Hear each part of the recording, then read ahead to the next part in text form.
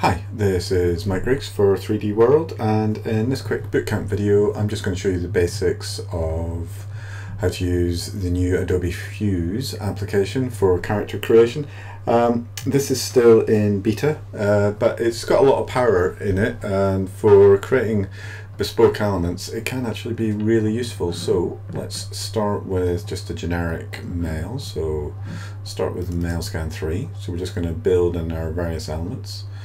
Now with mail scan 3 there probably is a torso. Actually there is, but we could choose a different torso, say mail scan fit A, so make him slightly fitter. And as you can see, Adobe Fuse doesn't do a horrific job of merging. It's not a hard cut, but you know, if you really wanted to keep the elements together, you could by making sure you're going through all the various components, but that's fine. So let's just add some legs. Male fit A, that's good, and then male fit A.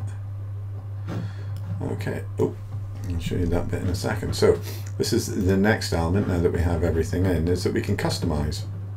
So say if I wanted this chap to be potentially more muscly, we can just do that, and we can either do it via the slider, but the more fun way is to just go around and drag and drop, and we can potentially increase the proportions and make, yep, his neck's got bigger, and if we just go into his head, now we could just hit the randomize button and you can go through a whole bunch of different looks. And we can reset that, but it's entirely dependent on what you want to do. There is quite a lot of expandability, so if we wanted to make him fatter we could do that. Pull out there. Oh, it takes a bit of stomach out. There we go. He's been to the gym, but he's letting himself go a little bit. Pull that back. And let's give him some slightly larger calves, maybe a bigger butt, and so let's accentuate that, and just normal pan, drag and zoom controls with your mouse. Let's just fill his cheek out a bit more of a jutting jaw. It is quite basic and limited in terms of the options that you get. However, I actually think for this kind of work that is quite useful. But as you can see, there is quite a lot of customization that can be made with the character. Yeah, maybe just make it look like he hadn't worked on his neck muscles. Yeah, that's quite good. Actually, alarmingly not dissimilar to myself in the mirror, but anyway. Let's add some clothing. Again, limited amounts of clothing. You could maybe put this out into other applications as and when you need it, but because you've already got the basic proportions here. But let's just use what we've got. So let's make him reasonably smart. A relaxed V-neck. Yeah, and as you can see, it's forming onto the model now. We went back and made any changes. Let's just tick off the show clothing. So if we wanted to make his stomach better, as you can see, the clothing adapts to the mesh on the fly. So let's go back to clothing, and let's add some bottoms, just a pair of cargo shorts, and then a pair of shoes. We'll do.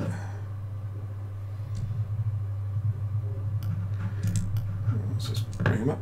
Okay, and we can add some hair again, various types. Let's just. Okay, definitely not like me now. We can add hats, eyewear, gloves, masks, moustaches. Let's have a beard. And a Oh no, that's quite good actually. Okay, so now we've got that, we can now go in and adjust the textures.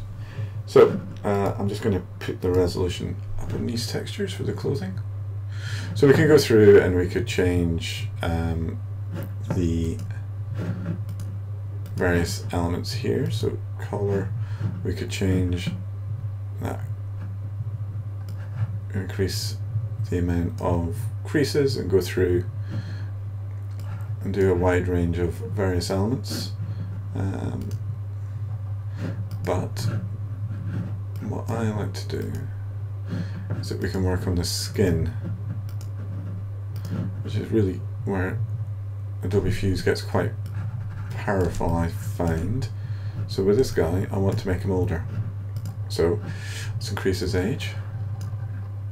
As you can see, we're getting a lot of creasing detail in the face.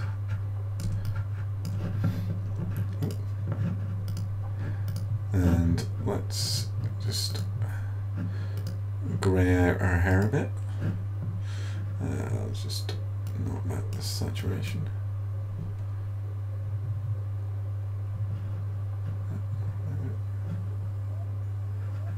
And then just lighten it ever so slightly. Do the same with the beard. Color. Let's just 25. Actually, 10. You can see we're adding streaks into that. Dull down the color of our eyes a little bit.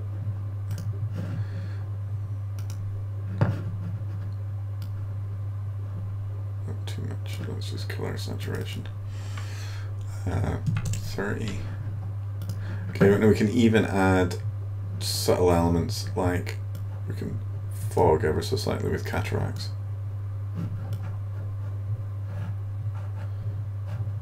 So we now have a figure that is ready to go. So what do we do with our options with this? Well, we've got a couple of them. First of all, we can just save this to our Creative Cloud libraries, and I'm just going to put this into my Fuse. Now this takes a little while,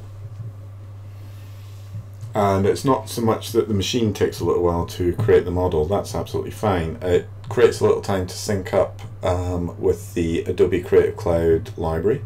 So here we are in Photoshop, and in my libraries palette in my Fuse group I have this Fuse model. So if I just double click on that, that will load it into a new scene, or in this blank canvas that I've got here, you can just drag it in and give it a second.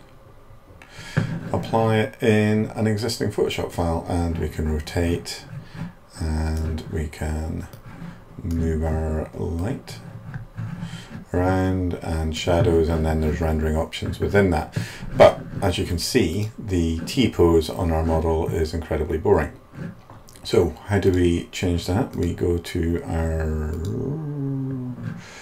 make sure we have our skeleton applied, and then in our properties palette we have a range of different poses that we can choose. So I'm just going to pull this out and dock this guy here so we can get a better look. And can I, where is the doodad for, no, okay, well I can't make that. So, so if we wanted him to be doing this, we can push him, and again we can reorientate our model. And this being Photoshop, we could then just create a brand new layer, and let's just add some text. Just pull that out there. Push. And oh yeah, white text on a white background. That's never good. Okay, let's just left line that, and yeah, we have a whole range of options. We can go back in and there, and we can see that our figure isn't quite on the ground. So yeah, it works really well with Photoshop and layer system. Let's just make that text a little bit bigger. The reason why that H has disappeared is that's cropped. There we go. Okay, and because this is Photoshop, we can pull our layer on top and it goes underneath, and yeah, so it works exactly as you would expect. And we can also, let's just move in here and zoom in a bit on our guy. Pan him down. There we go. We've also got various options for face. So if we wanted to, let's just zoom in a bit more on this face.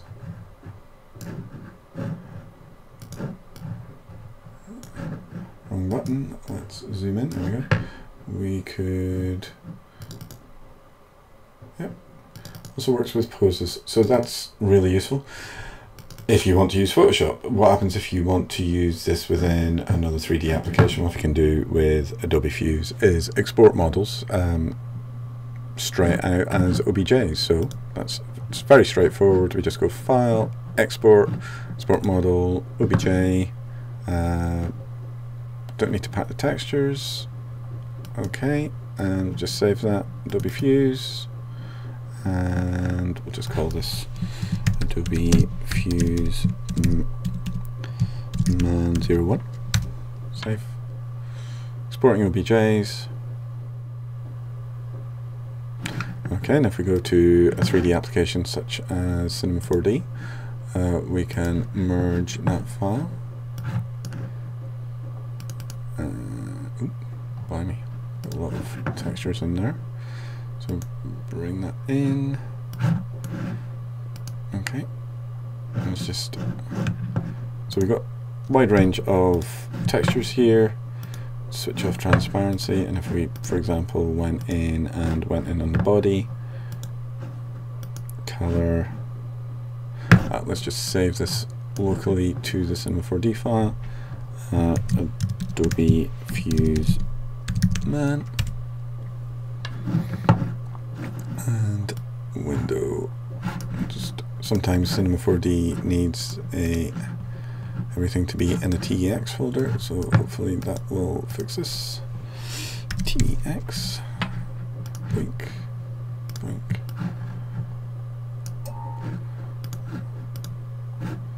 Sometimes it does, and sometimes it doesn't. Let's just go to Texture Manager. Yep, it is. There could be an issue with the UVs. Let's make sure we got our, yep, we got our shadings on. Let's go to our UV view. Yep. Let's pull that into our screen viewer.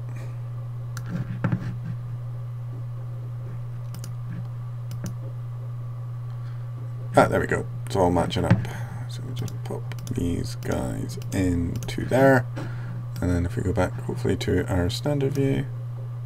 Yeah. Again, just, sorry, pull that back out. There we go. Obviously, it needs a bit more work, but then you can start to rig this up as you would a normal character. And finally, the last option that you can do with Adobe Fuse is that you can just send the file straight to Mixamo. Fuse model man, and we'll just save that.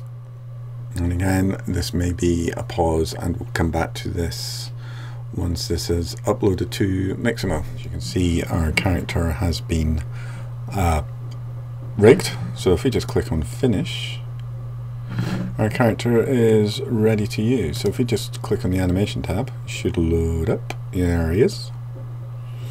And so we can apply any of these fantastic Mixamo animations, say opening a lid. Yep.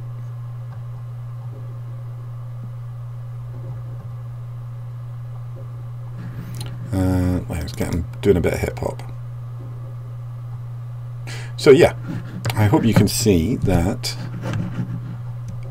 Adobe Fuse is a really useful application, and at the moment, the best thing about it is it's completely free, as if you are a Creative Cloud customer. So yeah, have a look at it. And if you are in need of any quick figure creation and quick character creation, Adobe Fuse is an excellent option. So this has been Mike Griggs for 3D World, and I will speak to you all soon.